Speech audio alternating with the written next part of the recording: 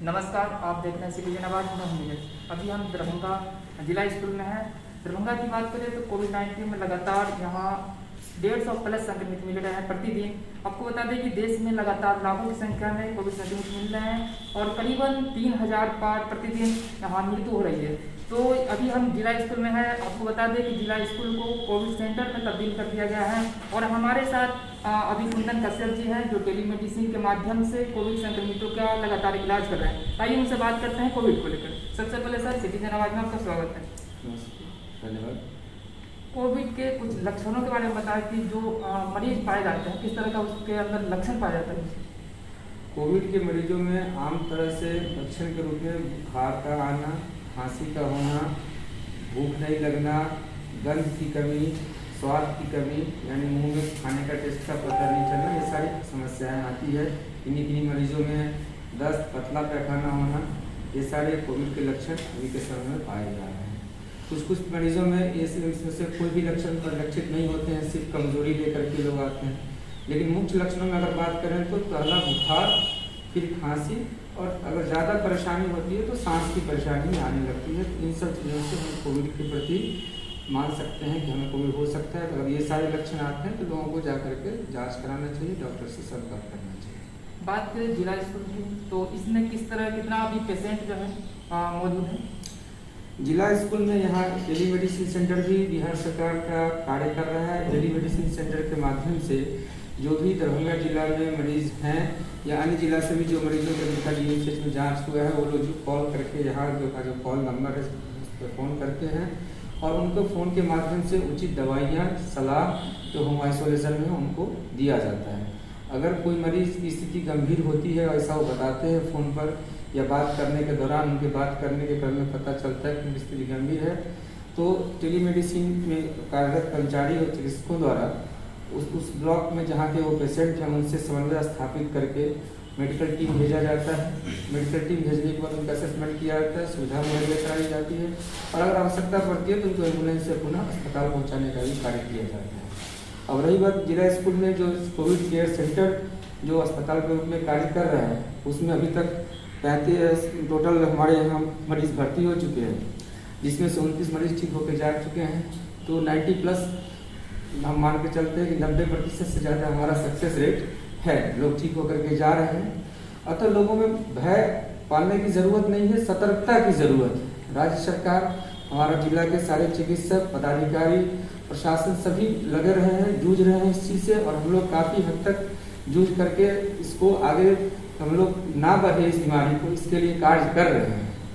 लोगों से यही अपील है कि लोग मास्क जरूर पहने और जो भी प्रोटोकॉल सरकार के द्वारा अलग अलग माध्यमों से, चाहे वो न्यूज़ के माध्यम से, प्रिंट मीडिया, इलेक्ट्रॉनिक मीडिया के माध्यम से कहा जा रहा है, उसको मैं एज ए चिकित्सक प्रार्थना करूंगा, सलाह दूंगा कि आप लोग इसका पालन करें। जिसकी कमी देखने को मिलती है, भीड़ भाड़ वाले इलाके में लोग जाते हैं, मास्क का इस्तेमाल नहीं करते हैं, तो इन सब चीज़ों का पालन करना जरूरी है। बात करें ऑक्सीजन लेवल की तो कैसे मरीज जो है, जो पेशेंट है, किस तरह का उनको ऑक्सीजन लेवल घटने के बाद में कितना से कितना आने के बाद में उसको दिया जाता है। ऑक्सीजन का भी बात करें तो पेशेंट अगर घर पे होम आइसोलेशन में है, अगर उनके पास सुविधा हो तो ऑक्सीमीटर घर पे रखना चाहिए। हम अपना पल्स ऑक्सीमीटर से ऑक्सीजन का सैचुरेशन चेक करते रहे। अगर हमारा ऑक्सीजन सैचुरेशन 96, 97, 98 के लेवल में रह रहा है तो डरने की ज़रूरत नहीं है, हमें उसको मॉनिटर करते रहने की ज़रूरत है। अगर सैचुरेशन 94 से नीचे आ जा रहा है, 95 से नीचे 94 से अगर नीचे आ गया तो फिर हमें ऑक्सीजन सपोर्ट की ज़रूरत पड़ती है। तो उसके लिए आप फिर चिकित्सक की सलाह लेते हैं और ऑक्सीजन का जो रेट होगा, जितना लीटर पे देंगे, वो हम लोग डिसाइड करते हैं कि किस पेशेंट को कितना। अगर सामान्य मरीज़ है तो उसका अलग होता है। अगर कोई पेशेंट पहले से दमा, तपेदिक आदि सांस की परेशानियों से ग्रसित है तो उनके हिसाब से ऑक्सीजन के रेट को हम लोग डिसाइड करते हैं। लेकिन हमारा टारगेट होता है कि यही हम 96 का जो परसेंटेज है सैचुरेशन SpO2 का, उसको हम लोग मेनटेन करें ऑक्सीजन लेकर। बात करें तो यहाँ की जो जनता है, लगातार बिहार सरकार के द्वारा जो गाइडलाइन जारी किया गया है उनका पालन नहीं करता है, तो उन लोग क्या अपील है आपकी तरफ से। जनता से यही अपील करेंगे कि ये कोरोना महामारी का दूसरा वेव हम लोग को देखने को मिल रहा है। यह प्रकृति के द्वारा बीमारी जरूर दी गई है, लेकिन अगर मानव चाह ले तो दुनिया में कुछ भी असंभव नहीं है। हम लोग अगर सजग रहें और जो प्रोटोकॉल प्रशासन के द्वारा, बिहार सरकार, भारत सरकार के द्वारा, चिकित्सकों के द्वारा कहा जा रहा है, उसका जनता से मैं निवेदन करूंगा कि पालन करें। लोग मास्क लगाते हैं लेकिन मास्क लगाने का तरीका भी सही नहीं होता। शोभा की वस्तु बना करके नाक के नीचे लटका हुआ है मास्क, बार बार हाथ को ले जा रहे हैं, मास्क को नीचे सरका रहे हैं। इस क्रम में हमारा हाथ कई बार नाक से छू जाता है और हाथ हमारा संक्रमित होता है। बहुत जगह जाते हैं, पैसा छूते हैं, दुकान में सामान लेते हैं, तो होता है क्या है कि हमारे हाथ में वायरस आ सकता है किसी भी सरफेस से, और इस क्रम में बार बार आँख के ऊपर हाथ किया, नाक के ऊपर हाथ किया, मास्क को सरका रहे हैं। इस क्रम में हम खुद मास्क पहनने के बावजूद अपने आप को इन्फेक्टेड कर लेते हैं। यानी मास्क के इंटरनल सरफेस को हमें कभी नहीं छूना है, और मास्क को उतारना है तो कानों पर हाथ रख के मास्क को उतारना है, ताकि हमारा हाथ नाक के टच में नहीं जाए। नाक छूने से पहले अपने हाथ को साबुन पानी से घर में धो लेना है। अगर बाहर है तो हाथ को सैनिटाइजर से अच्छी तरह से साफ कर लेना है, तभी अपने नाक का। अगर संभव हो तो हम बाहर भीड़ भाड़ वाले इलाके से अगर आए हैं तो घर में जाने के बाद कपड़ों को साबुन से सर्फ में डाल के धो लें और अच्छे से साबुन से स्नान कर लें, ताकि अगर हमारे बालों पर, शरीर के अन्य पार्ट पर अगर कुछ कहीं भी वायरस पार्टिकल आया है तो वो डिस्ट्रॉय हो जाए। अगर इन सब चीज़ों का पालन करेंगे, भीड़ भाड़ में नहीं जाएंगे, शादी समारोह में ज़्यादा संख्या नहीं रखेंगे, तो ये दिन दूर नहीं है कि बीमारी जरूर खत्म होगी। हम लोग, मानवता कोरोना पर जीत हासिल करेगा। बात करें वैक्सीन को लेकर, जो कोविड वैक्सीन है वो कितना सफल रहा है? देखिए, अभी सफलता कितनी आई है यह तो डेटा भारत सरकार के द्वारा जब जारी किया जाएगा तब इस पर बात होगी। लेकिन जहां तक अभी तक हम लोगों को बताया जा रहा है और जैसा देखने को मिल रहा है कि वैक्सीनेशन का काम सरकार कर रही है, युद्ध स्तर पर चल रहा है। 45 साल से ज़्यादा उम्र के लोगों को पहले से ही वैक्सीन दिया जा रहा है, और अब जो है सो 18 साल से ज़्यादा उम्र के लोगों को भी देने के लिए प्रयास शुरू कर दिया गया है। तो वैक्सीन लेने के बाद यह कितना इम्यूनिटी परसेंटेज देना यह नहीं कहेंगे, लेकिन ये जरूर कहूँगा कि जो लोग 2 डोज वैक्सीन का ले चुके हैं, उनके शरीर में पर्याप्त इम्यूनिटी बन चुकी है, अगर उनको कोरोना होता भी है तो उनको हल्के पल्के लक्षण आएंगे, हल्का सर्दी खांसी बुखार होगा, उनको अस्पताल में भर्ती होने, ऑक्सीजन लेने की नौबत नहीं आएगी।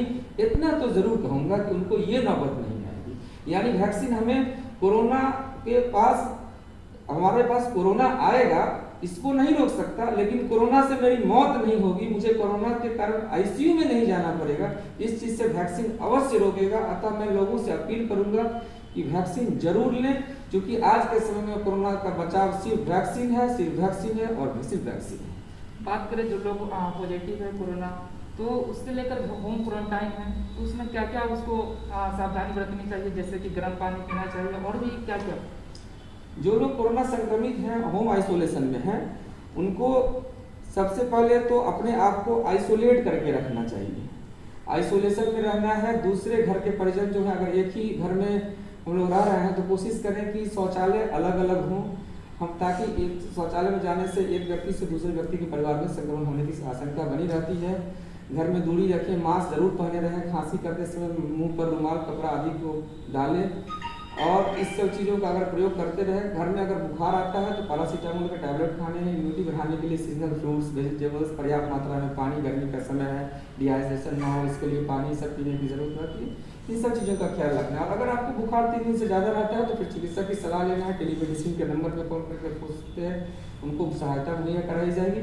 जिला प्रशासन सुदृढ़ है, दृढ़ संकल्प के साथ काम कर रहा है, और हर तरह की सहायता हम लोग सुनिश्चित करा रहे हैं कि उन लोगों को मुहैया कराएं। जी, बहुत बहुत धन्यवाद। लगातार आपको बता दें कि बिहार सरकार के द्वारा जो गाइडलाइंस दिया गया है उसका पालन करें। जब भी घर से बाहर निकले तो मास्क, सैनिटाइजर का प्रयोग अवश्य करें।